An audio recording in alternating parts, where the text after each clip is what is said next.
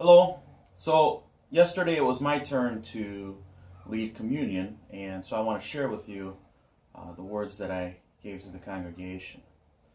I had read a story, I had read a legend about a rite of passage for Cherokee Indian men, and what it is was, and what would happen is that the father would take his boy into the woods, and he would blindfold him and leave him there for the night. And the trial was for the boy to spend the night on the stump, not remove the blindfold, not cry out for help, and stay there the entire night until the morning sun came.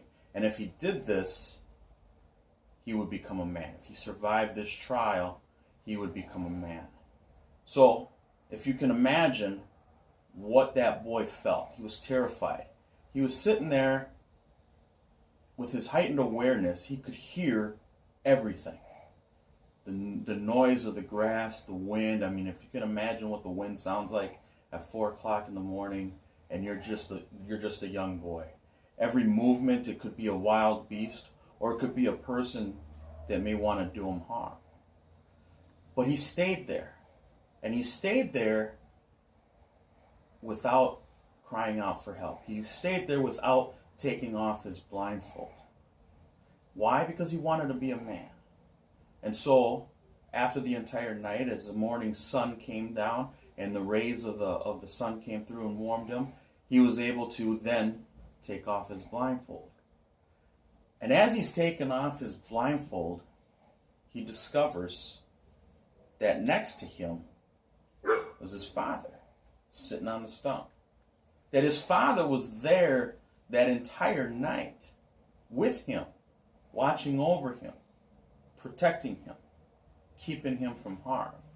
Now, I recently had this discovery. See, a few weeks ago I mentioned that there was a life-changing event, and I found myself at the cathedral. Now, if you've been to the cathedral in St. Paul, you know how beautiful it is. Just a magnificent building.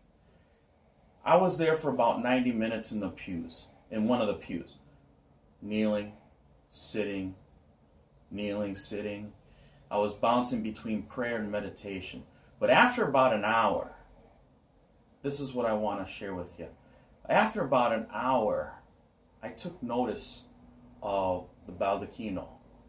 And what a baldacchino is it's an ornamental structure that surrounds and that sits on top of the high altar. And this baldacchino, it's made of 6 columns. And these 6 columns are 24 feet high, and they're constructed of marble and of gold. They're magnificent columns. And on top of these columns sits a bronze canopy. And for whatever reason, I couldn't take my eyes off the canopy. And I'm looking, and I can't take my eyes off the canopy. And just when I start to recognize the significance of the canopy over the high altar, that's when he spoke to me. That's when I heard him tell me. Now, I don't know if he told me this, if he said this once, and in my head I'm just repeating it over and over again, or if he was actually repeating it over and over again, but it lasted a good 10 minutes, or a good 5 minutes. And what he said to me was, but I'm watching over you. But I'm watching over you. But I'm watching over you. And this is what he's saying to us when we join him at the table. And we have our meal with him, when we have our communion with him. This is what he's saying. This is what he's promising us. He's declaring his new covenant, his new promise. That he is not going very far. He's going to go through this, but he's not going very far. That he's watching over us. And that's what I shared at communion yesterday. I love you.